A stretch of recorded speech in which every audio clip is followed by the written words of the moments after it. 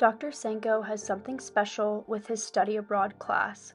Students meet with him and assistant instructor Cindy Vargas weekly to learn more about the marine megafauna and the fisheries that impact La Paz, Baja California, Mexico. Then, during spring break, the students travel to La Paz to explore the world they have been studying. After the week-long trip, students resume class and reflect on their experiences. By the time students arrive in La Paz during their spring break, they possess a vast knowledge of the topics they have learned in class and have built a sense of community among their classmates and teachers. Students get once-in-a-lifetime opportunities to swim with sea lions, safely capture and monitor sea turtles, and visit the Isla El Perdito to speak with local fishermen. It's so scary. All the tentacles on the bottom. This thing's awesome. Dr. Senko is bringing his students to a real-world research opportunity only accessible through this trip, and for a lot of students, their first time abroad. This experience has proven to be life-changing for many students, including myself. Students leave with not only a greater knowledge of La Paz, but also genuine fieldwork experience with experts in their field. FIS 494, Sea Turtles, Sharks, and Fisheries of Baja California is the only class of its kind here at Arizona State University. I first learned of this class from a close friend who had just returned from the trip. She was filled with so much joy and a newfound love of conservation and field research.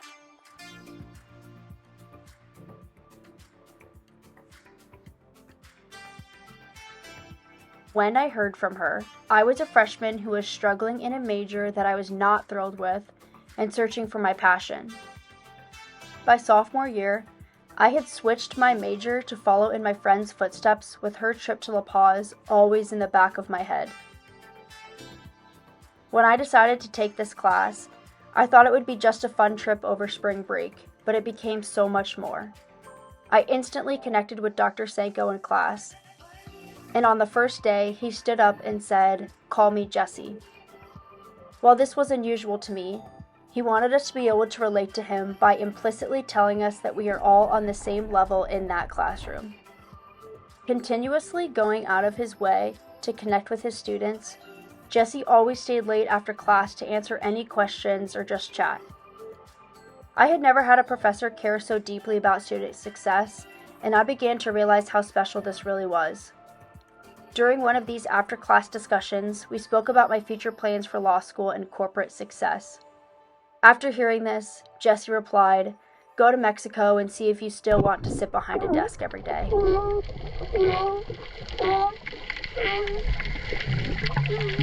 Not only did this class expose me to an area of study that I had never explored before, but Jessie and Cindy shared their passion with so much enthusiasm, which was inspiring. Realizing that our world is such a beautiful yet delicate place was eye-opening to me. In the weekly lectures, the professors taught us numerous topics, but seeing how these affect our environment with our own eyes completely changed my perspective. In one class, we learned about factory waste runoff finding its way into the ocean. Then, on one of our bumpy boat rides down in La Paz, I remember turning my head and seeing a massive factory right on the shoreline of the Sea of Cortez. Oh, yeah, baby dolphin. Take those cameras. Oh, that's a baby with a mom just next to us. In that same glance, I could see a pod of dolphins following our boat and thinking, wow, these are real issues that need to be solved. How am I going to fix this?